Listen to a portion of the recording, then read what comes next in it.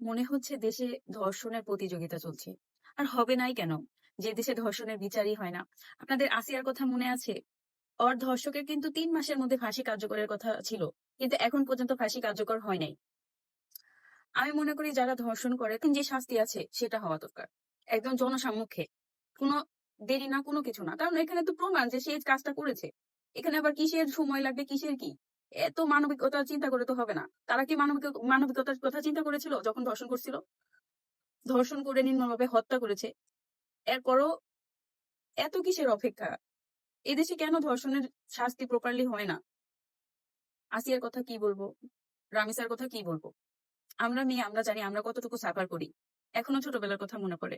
ছোটবেলার কথা কি বলবো? আমি যখন কলেজ লাইফে ছিলাম তখনও রাস্তাঘাটে ছেলেরা যে এই ওঁত পেতে থাকে একদম ব্যাড কাজ করার জন্য।